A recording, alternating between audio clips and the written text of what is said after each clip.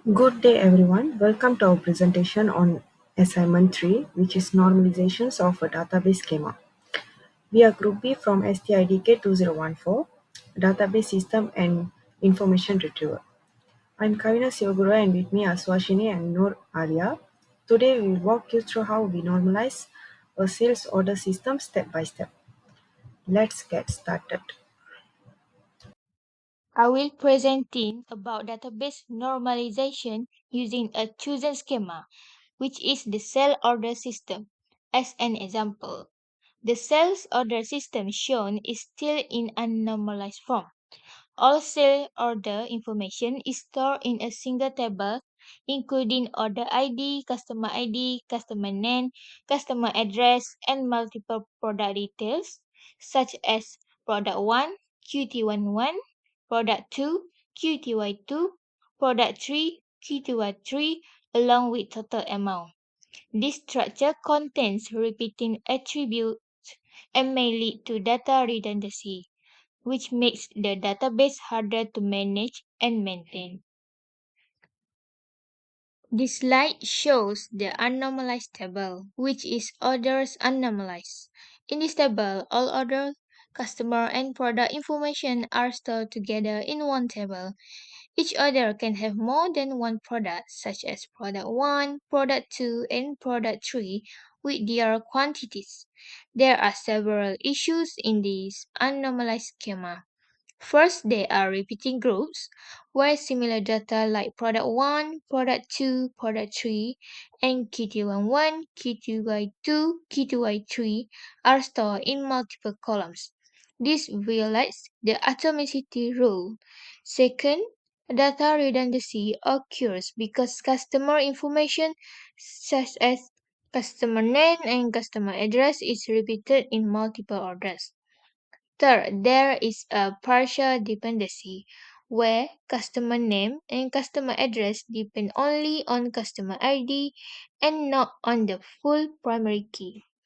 Last, there is a transitive dependency, where customer address depends on customer name and customer name depends on customer ID.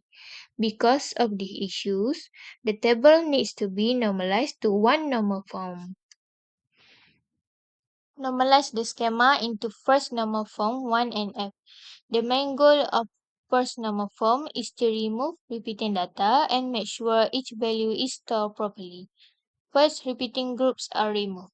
Instead of storing multiple products and quantities in the same order record, each product is placed in its own row.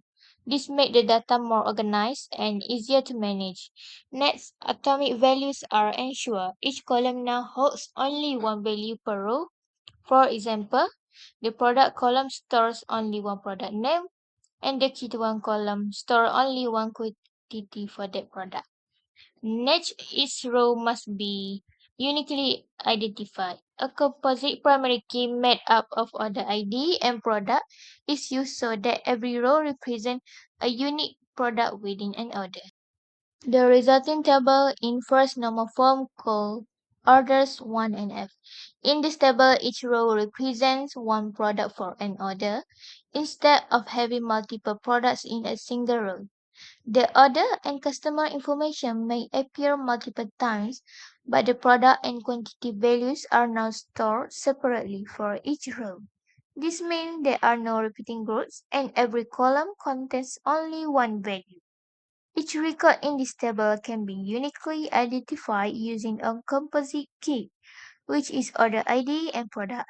Because of this, the table now satisfies the rule of first normal form where all values are atomic and each row is unique.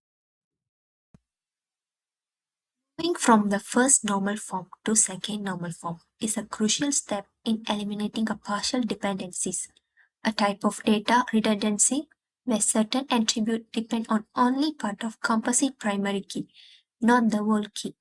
Our starting point is the order 1 and F table, which is already in first normal form. Let's walk through the 4 key steps to achieve the 2 and F. The first step is identify the primary key in the 1NF table.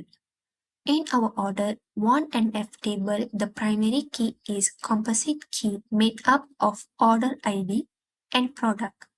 This means each row is uniquely identified by both the order and the specific product within that order.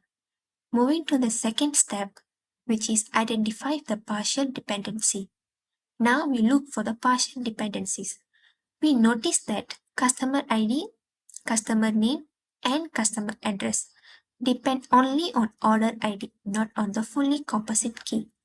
Similarly, total amount depend only on order ID, not on the product.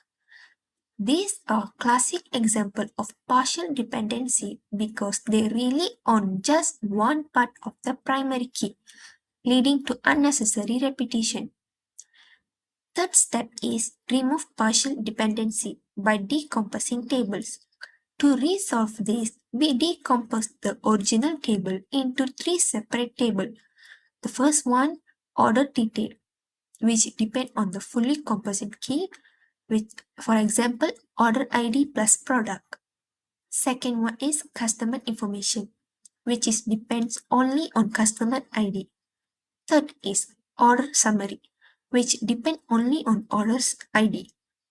This separation ensures that every non-key attribute is fully functionally depend on the primary key of each table. Let's move to the fourth step, resulting table in 2NF. After successfully identifying and removing a partial dependency, we have three normalized tables in second normal form. Let's walk toward each one. First, look at the table 1, order 2NF. This table holds the order detail, specifically which product are part of which order in what quantity. Its primary key is the composite key, order ID, product, which ensure each product in an order is uniquely recorded. Notice that customer ID remain here as a foreign key, linking back to the customer table, but customer detail like name, address have been moved out. Move to the second table, customer 2NF. This table stores customer information, their name, address, and is now independent of order data. Its primary key is customer ID, which uniquely identifies each customer. Now, customer details are stored only once, eliminating the repetition we saw in the unnormalized table. Last, move to the third table, order summary 2NF. This table tracks the total amount for each order. Its primary key is order ID because the total amount depends on the order as a whole, not an individual product.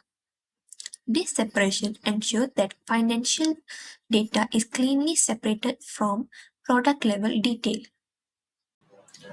Okay, now let's move to the normal form. The goal of 3NF is to eliminate transitive dependencies where a non-key attribute depends on another non-key attribute rather than directly on the primary key. Our starting point is the three tables we created in 2NF, orders 2NF, customers 2NF, and order summary 2NF. Okay, step 1, identify transitive dependencies. Looking at the customer 2NF table, we notice a transitive dependency. Customer address depends on customer name, which in turn depends on customer ID. This means the address is indirectly linked to the primary key through another non-key attribute, which is exactly what 3NF aims to remove. Step 2 is remove transitive dependency by decomposition. To resolve this, we decompose the customers table further. We will create a new table for address, isolating customer address from customer name. This ensures that every non-key attribute depends directly on the primary key, not on another attribute. Step 3 is decompose the customers table. Here's how we restructure. Create a new table called address 3NF with address ID as the primary key. Customer address store once per address. In the customers to NF table, we replace the customer address column with a foreign key, address ID that link to the new address table. This removes the transitive dependency and further normalize our schema to 3NF. So now we have four separate tables, each serving a distinct suppose and linked through foreign keys to maintain integrity. Table 1, orders tree NF, orders details. The orders tree NF table remains the same as in 2NF because it's already satisfied 3NF criteria. It still uses the composite primary key, order ID, product, and store the relationship between orders, customer, and the product they purchase. Notice the customer ID here acts as a foreign key linking to the customer ID. Table 2, Customer Tree NF, Customer Information. The Customer Tree NF table has been updated. Instead of storing the full address, it now includes an address ID, a foreign key, that points to the new address tree NF table. This ensures that customer information is cleanly separate from address details, eliminating the transitive dependencies we identified earlier. Table 3, Address tree NF, Address Information. This is our new table created specifically to store address information. Its primary key is address ID and each address is stored only once. If a customer moves, we only update one record here, not across multiple tables, ensuring the data consistency and reducing redundancy. Table 4, Order Summary 3NF, Order Summary. The Order Summary 3NF table also remains unchanged from 2NF, as it's already depended only on order ID.